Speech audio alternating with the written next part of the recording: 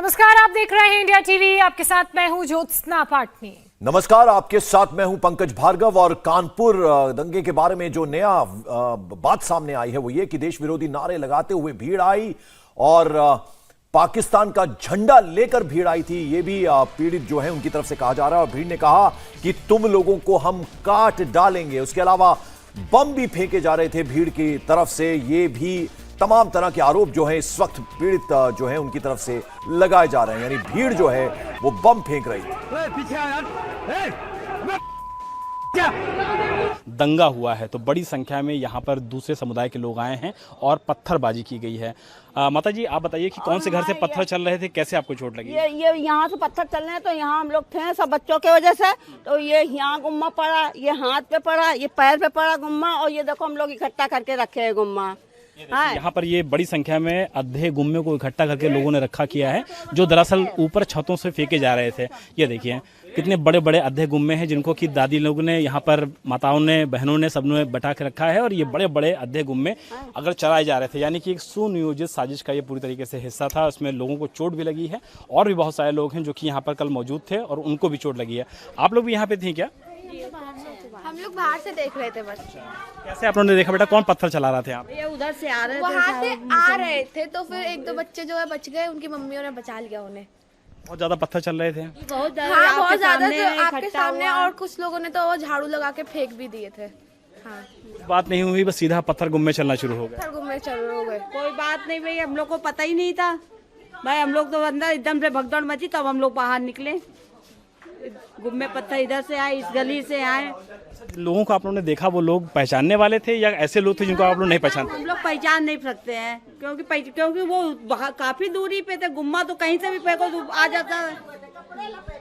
भैया कपड़े लपेटे हुए थे मुंह में, वो बंद किए थे चेहरा, वो पूरा मास्क लगाए हुए थे और दे दनादन बस एकदम से घुसते चले आ रहे हैं। ऊपर से ये वहाँ से फेंक रहे हैं, ऊपर से फेंक रहे हैं, ईंटें चला रहे हैं, चप्पल दिखा रहे हैं, औरतें भी थी। कुछ गुम्मे इधर से भी आ रहे थे, सामने से गए थे हम। पाकिस्तान का झंडा भी लगा था। हाँ, पाकिस्तान का झंडा लगा था, वो उतरवाया गया, पूरी फोर्स आई थी उतरवा के ले। अभी नारेबाजी हो रही थी क्या? क्या नारेबाजी हो रही थी? अब ये हम लोग तो इधर थे, ये लोग खड़े थे। बताइए आप। गुम्बाबाजी फेंक रही थी, औरतें भी फेंक रही थी, सब नारे भी लग रहे थे क्या? लगा रहे थे, पाकिस्तान के नारे लगा रहे थे। क्या बोल रहे थे पाकिस्तान के? अरे पाकिस्तान जिंदाबाद या नारायण कश्मीर, ये सब ऐसे उल्टी सीधी आवाजें लगा रहे थे। बारी आ गई है, तुम लोग को इतना इतना सा काट दिया जाएगा, अब कोई नहीं रह पाएगा, हाथे के अंदर राख कर दिया जाएगा, जला दिया जाएगा, फूंक दिया जाएगा। तभी तो लोग बम ले लेके धड़ाधड़ छुड़ा रहे थे। पीछे वो झंडा भी गाड़ा था पाकिस्तान का उन लोगों ने।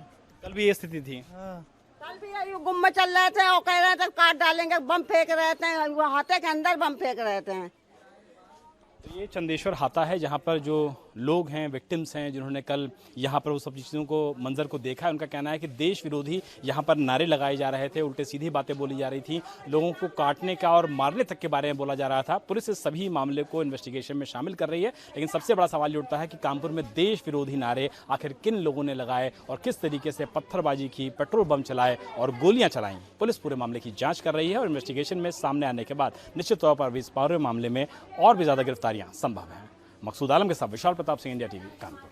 तो चश्मदीदों को आपने सुना, उन्होंने साफ साफ ये कहा काट डालेंगे, मार डालेंगे, जला देंगे। पत्थर फेंके गए और जगह जगह से छोटे और बड़े पत्थर फेंके गए। देश विरोधी नारे लग रहे थे, पाकिस्तान के झंडे भी वहां फहराए गए। ये तमाम जो चश्मदीद हैं, जिनमें बच्चे, नौजवान, बुजुर्ग, औरतें जो हैं वो कहती हुई सुन रही थी, दिख रही थी। इसी बीच एक और बड़ी खबर कानपुर दंगा मामले से सामने आ रही है। इस पूरे मामले में सबसे नया, सबसे लेटेस्ट वीडियो सामने आया है जो आप इंडिया टीवी पर देख रहे हैं। सीसीटीवी फुटेज के जरिए ये जो तस्वीरें आप तक हम पहुंचा रहे हैं, उसमें आप दंगाइयों को पत्थर फेंकते हुए देख रहे होंगे। देखिए कैसे एक के बाद एक इन दंगाइयों की तरफ से पत्थर फेंके जा रहे हैं। हालांकि इतनी ज्यादा संख्या में पत्थर इनके पास कहां से थे और कैसे इन्होंने पेट्रोल बम का इस्तेमाल किया, वो कहां से इनके पास आया, वो सब इस तरफ इशारा करता है कि ये पूरी एक सुनियोजित साजिश थी जिसके तहत इन दंगों को अंजाम दिया गया। फिलहाल ये तस्वीरों में आप देखिए, दुकानें बंद जरूर हैं, लेकिन दुकानों के बाहर कितनी ज्यादा संख्या में लोग आपको नजर आ रहे हैं। एक खास विशेष समुदाय के लोग तस्वीरों में आपको नजर आ रहे हैं। कुर्ता पजामा पहना हुआ है, सर पे टोपी लगाई है और ज्यादातर लोग इसी वेशभूषा में आप तस्वीरों में देख रहे होंगे। इनके हाथों में पत्थर है, सड़क पर भी बहुत सारे पत्थर पड़े हुए हैं, धुआं भी सड़क पर उठता हुआ नजर आ रहा है। अब ये देखिए, पेट्रोल बम ये बताया जा रहा है और इसे भी एक व्यक्ति दूसरी तरफ फेंकता हुआ। तो ये सीसीटीवी फुटेज, सबसे ताजा सीसीटीवी फुटेज आप इस वक्त देख रहे हैं अपनी टेलीविजन स्क्रीन पर। इस पे देखिए, एक धर्म विशेष के लोग जो हैं वो टोपी पहने हुए, और जैसा कि वो औरतें अभी आप सुन रहे थे, उन बुजुर्ग महिलाओं का ये कहना था कि नकाब लगाया हुआ था, यानी मुंह में रुमाल बांधा हुआ था, सर पर टोपी पहनी है, कुर्ते पाजामे में नजर आ रहे हैं। और आप देखिए किस तरह से छोटे छोटे पत्थर, ईंट के टुकड़े, बड़े पत्थर, वो सब फेंक रहे हैं। और वहां जिस तरह से पेट्रोल बम का भी इस्तेमाल किया गया, इसके बारे में भी वो महिलाएं बता रही थी। तो आप ये देखिए, पूरा सुनियोजित तरीके से इस दंगे को एक तरह से अंजाम दिया गया। जुमे की नमाज थी और उसके बाद दुकानें बंद कराई गई, जबरन दुकानें बंद कराने की जो है वो कहा जा रहा था। और आप यहां इन तस्वीरों में देख सकते हैं, सामान में तोड़फोड़ करते नजर आ रहे हैं और ढूंढ रहे हैं पत्थरों को और फेंक रहे हैं। और ये आप देख सकते हैं किस तरह से ये बेकाबू भीड़ है और किस तरह से उन्होंने वहां पर जुमे की नमाज के बाद ये सब किया। और इसमें आप देख सकते हैं किस तरह से मुंह पर उन्होंने कपड़ा लगाया हुआ है, किसी ने रुमाल बांधा हुआ है, किसी ने नकाब पहना हुआ है और वहां पर लगातार पत्थरों की बरसात कर रहे हैं। और सबसे गौर करने वाली बात यह है कि इसमें ज्यादातर युवा हैं और बच्चे भी आपको नजर आ रहे हैं। हालांकि अब तो बिल्कुल भी हैरानी नहीं होती इस तरह के जब भी दंगों की खबर सामने आती है और अगर उसमें हम बच्चों को देखें, क्योंकि बहुत सी ऐसी तस्वीरें सामने आई हैं, चाहे करौली की बात की जाए, चाहे इसके अलावा जो दूसरी हिंसा की तस्वीरें सामने आई थी, पत्थरबाजी की तस्वीरें सामने आई थी, उनमें बच्चे भी आगे सबसे नजर आ रहे थे। और जो इसमें टाइम दिया हुआ देखिए आप, 3 तारीख है, 3/6/2022 और 15:30 यानी 3:03 बजे का लगभग ये वक्त है। और उस वक्त का ये वीडियो आप इस वक्त देख रहे हैं। और अभी तक बता दें, इस मामले में साफ ये कहा जा सकता है ये सुनियोजित एक तरह से साजिश थी। 9 दिन पहले इसकी एक तरह से प्लानिंग की गई थी और अभी तक लगभग 36 लोगों की गिरफ्तारी हुई है, जबकि 40 नामजद और 1000 अज्ञात लोगों पर केस भी दर्ज किया गया। कल फ्लैग मार्च भी देर रात तक पुलिस के तमाम आला अधिकारी वहां पर मौजूद थे, फ्लैग मार्च हुआ।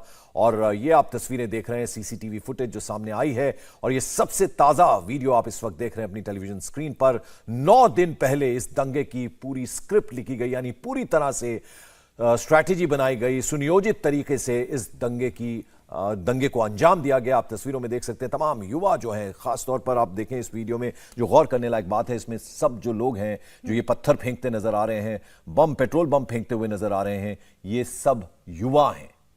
स्कूल जाने वाले बच्चे लग रहे हैं ये, और इनके हाथों में इस तरह से पत्थर और दिलों में ऐसी नफरत देखकर हैरानी होती है।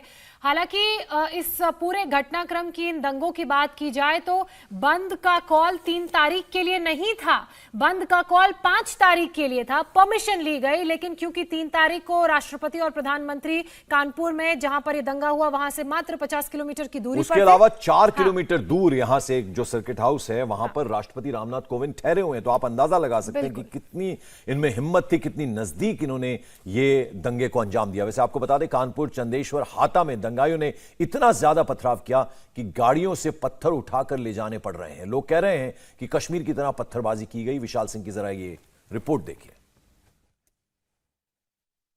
हम इस समय कानपुर के नई सड़क इलाके में मौजूद हैं, जहां पर कल दंगा हुआ था और किस तरीके से यहाँ बड़े बड़े पत्थरों को देखिए फेंका गया था दंगाइयों की तरफ से, कि नगर निगम की जो गाड़ी है वो अभी भी इन पत्थरों को लेकर के यहाँ से जा रही है। जो पूरा मलबा पड़ा हुआ है पत्थरों का, उसको पूरी तरीके से यहाँ पर साफ किया जा रहा है। इतनी बड़ी संख्या में अगर यहाँ पर पत्थर मौजूद अब हैं तो आप समझा सकता है कि कल का यहाँ का मंजर क्या रहा होगा। दरअसल ये चंद्रेश्वर हाता है, हिंदुओं का वो हाता है जो कि इस पूरे इलाके में सबसे बड़ा माना जाता है। और इसी इलाके का जो पूरा इलाका है चंदेश्वर हाता, यहाँ पे लोगों को टारगेट किया गया था। आप बताइए कि जब आप लोग यहाँ दोपहर में थे, एकाएक कैसे वीडियो में देखने लगा जो हम देख रहे हैं कि लोग आए और एकाएक उन्होंने पत्थरबाजी शुरू कर दी? ये लोग नमाज पढ़ी है, नमाज पढ़ने के बाद इन लोगों ने की पूरी प्लानिंग थी, पूरी साजिश थी कि ये आज जो है इसको दंगा करना है। तो नमाज पढ़ने के बाद पुलिस वाले इन लोगों को वहाँ रोके रहे। इसके बाद उन लोगों को इतना हुजूम वो था, पुलिस इतनी ज़्यादा थी नहीं, तो तो उनको ढकेलते हुए इधर आ गए यहाँ से, और फिर नई सड़क से करीबन हजारों की पब्लिक थी। बताइए कि क्या आपको लगता है कि इसमें बाहरी लोग भी शामिल थे? क्या आपको लोकल लोग थे? बिल्कुल कोई शक नहीं है। और बीजेपी विधायक शलभमणि त्रिपाठी इस वक्त सीधे हमारे साथ फोन लाइन पर हैं। शलभ, हम तमाम चश्मदीदों को दिखा रहे हैं जिनमें बुजुर्ग महिलाएं हैं, बच्चे हैं, नौजवान हैं, वो सब ये कह रहे हैं कि सुनियोजित तरीके से इस दंगे को अंजाम दिया गया। पत्थर फेंकते हुए नजर आ रहे थे, जगह जगह से पेट्रोल बम फेंकते हुए नजर आ रहे थे, पाकिस्तान के समर्थन में नारेबाजी हो रही थी, पाकिस्तान के झंडे तक लहराए गए। बहुत दुर्भाग्यपूर्ण स्थिति है पंकज जी, और आप देखिए किस तरह की मानसिकता है। मैं तो धन्यवाद देना चाहूंगा हमारी जो सुरक्षा एजेंसियां हैं, हमारे जो अधिसूचना इकाई है, जो आईबी के लोग हैं, स्टेट आईबी के लोग हैं, उनकी सतर्कता नहीं रही होती तो निश्चित तौर पे इनकी पूरी कोशिश थी कि ये उत्तर प्रदेश को, कानपुर को अराजकता की आग में झोंकना चाहते थे। क्योंकि हमारे एजेंसियों ने बहुत अच्छा काम किया, समय रहते पूरे हालात पे काबू किया और बहुत प्रभावी कार्रवाई हो रही है। आपके पास तमाम वीडियोज आ रहे होंगे, तमाम वहां से खबरें आ रही होंगी। ऐसे लोगों के खिलाफ जो उत्तर प्रदेश में दंगा फैलाने की मानसिकता रखते हैं, एक बहुत मजबूत कार्रवाई हो रही है, बहुत प्रभावी कार्रवाई हो रही है। और कहीं न कहीं बहुत सारे तत्व ऐसे हैं जिनको ये बात अखरती है कि अखिलेश यादव जी की सरकार में 700 दंगे हुए थे, योगी जी की सरकार में कोई दंगा नहीं हो पाया। उनका एक पॉलिटिकल, उनकी कॉन्स्पिरेसी भी रहती है कि कहीं न कहीं कुछ ऐसा उपद्रव कराया जाए जिसका खामियाजा पूरे उत्तर प्रदेश को देखना पड़े। तो ऐसे तत्वों से बहुत मजबूती से निपट रहे हैं, बहुत मजबूत कार्रवाई करें।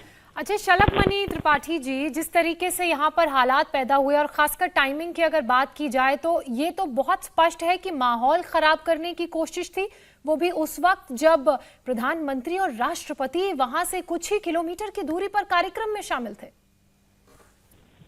देखिए, बहुत ये सुनियोजित तरीके से पूरी साजिश रची जाती है।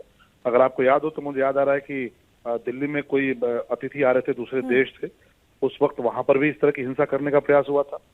आप देखिए कानपुर के आसपास इतना वीआईपी मूवमेंट है, तमाम वहां पे लोग पहुंच रहे हैं, और ऐसी स्थिति में वहां पे, और टाइमिंग आप देखिए कब नमाज के बाद इस पूरी घटना को अंजाम देने का प्रयास हुआ है। तो ये सारी चीजें एजेंसियों की जानकारी में, पूरी क्रोनोलॉजी समझ में आ चुकी है, क्रोनोलॉजी पकड़ी जा चुकी थी, इसीलिए कामयाब नहीं हो पाए। नहीं तो इनका प्रयास था कि उत्तर प्रदेश में कानपुर के जरिए ये अराजकता करना चाहते थे, लेकिन हमारी एजेंसियों ने सरकार के नेतृत्व में बहुत मजबूती से काम किया है और लगातार बहुत तगड़ी कार्रवाई हो रही है। चलिए शलभ, बहुत बहुत शुक्रिया इंडिया टीवी से बात करने के लिए। तो पूरे जो उचित कदम हैं वो सरकार की तरफ से उठाए जाएंगे और जितने ये दंगे में शामिल लोग हैं उनको जल्द से जल्द सलाखों के पीछे किया जाएगा। कानपुर में हालात सामान्य करने के लिए कई अफसर भेजे गए। इनमें से एक है आईपीएस अफसर अजय पाल शर्मा। पुलिस कैसे एक्शन ले रही है, इस बारे में अजय पाल शर्मा ने इंडिया टीवी से बात की। क्या कहा उन्होंने, जरा सुनते हैं। कानपुर में कल के दंगे के बाद स्थिति फिलहाल सामान्य है। सीनियर ऑफिसर्स को कानपुर भेजा गया है। Senior IPS officer Ajay Pal Sharma ji हमारे साथ मौजूद है, जिनको कि कानपुर में कैंप करने को कहा गया है, इस पूरे इन्वेस्टिगेशन को आगे बढ़ाने को बोला गया है। सर, आप लोग कल से यहाँ रात से आ गए हैं, अभी कानपुर में क्या स्थिति है, कितनी गिरफ्तारियां हुई हैं और किस तरह से इन्वेस्टिगेशन आगे बढ़ रहा है? देखिए, इस समय सबसे पहले मैं बताना चाहूँगा कि स्थिति सामान्य है और जो कल घटना हुई है, जिन लोगों के द्वारा ये प्रयास किया गया है, उनके विरुद्ध जो उनको चिन्हीकरण की कार्रवाई और उनकी अरेस्टिंग की कार्रवाई लगातार जारी है। एफआईआर दर्ज की गई हैं और उसमें जो भी अभी जो मिसक्रिएंट्स हैं वो आइडेंटिफाई किए जा चुके हैं काफ़ी, और उनमें जिनको अरेस्ट किया गया है और जो अभी अरेस्ट नहीं हो पाए हैं उनकी अरेस्टिंग के लिए लगातार टीमें लगी हुई। सर, कुछ ये जानकारी मिल पाई क्या सर, ये लोगों ने किस तरीके से ट्रिगर किया, किस तरीके से लोगों को भड़काया, और इतना बड़ा अगर मॉब मौके पर आ गया तो ये क्या लगता है सर कि किस लोगों ने किस तरीके से मौके का फायदा उठाया और लोगों को भड़काया गया? इन सभी फैक्टर्स के ऊपर डिटेल्ड इन्वेस्टिगेशन जारी है, ऑलरेडी शुरू हो चुकी है, और ये क्लियर कट डायरेक्शंस हैं कि जो भी जिन्होंने भी इस तरह की हरकत करी है या जो भी इस तरह की हरकत करने वाले हैं उनके ऊपर सख्त से कार्रवाई की जाए। आखिरी सवाल लेता हूं सर, हयात हाशमी के बारे में बोला जा रहा है कि उसने पहले भी कॉल का आह्वान कर रखा था, मौके पर उसने लोगों को बरगलाया, कुछ ऐसे वीडियोस भी सामने आ रहे हैं जिसमें दिख रहा है कि वो लोगों को बरगला रहा है, उनको भड़का रहा है। इस तरीके की चीज़ें भी आप लोग के इन्वेस्टिगेशन में शामिल है? देखिए, जितने भी सीसीटीवीज़ हैं, जो इससे संबंधित जो भी वीडियो फुटेज या ऑडियो फुटेज या किसी भी तरह के हमारे पास एविडेंस प्राप्त होगा, उस आधार पर कार्रवाई उसके खिलाफ की जाएगी। तो पुलिस अधिकारी को आप सुन रहे थे। इसी बीच कानपुर हिंसा में हयात जफर हाशमी पर केस दर्ज हुआ है। साथ ही एहतशाम कबाड़ी, जीशान, आकिब, निजाम, अजीजुर पर भी एफआईआर दर्ज की गई है। आमिर जावेद और इमरान काले समेत 40 लोगों पर नामजद एफआईआर दर्ज की गई है। तो ये तस्वीरों में आप देख रहे हैं हयात जफर हाशमी मौलानाओं के बीच बैठा हुआ नजर आ रहा है। इसी की तरफ से 5 तारीख को बंद का कॉल किया गया था। स्थानीय प्रशासन को पुलिस को जानकारी दी गई थी, लेकिन अचानक से उसमें बदलाव किया गया और बिना स्थानीय पुलिस प्रशासन को जानकारी दी 3 तारीख को। इसके अलावा आपको बता दें, कानपुर में हिंसा के बाद देर रात सीएम ने गोरखपुर मंदिर से वहां वर्चुअल बैठक भी की गई और इसके अलावा 1040 उपद्रवियों के खिलाफ 2 FIR तक दर्ज कर दी गई हैं। इंडिया टीवी हर वक्त हर जगह डाउनलोड करने के लिए सर्च करें India TV news Google play store या ऐप स्टोर पर।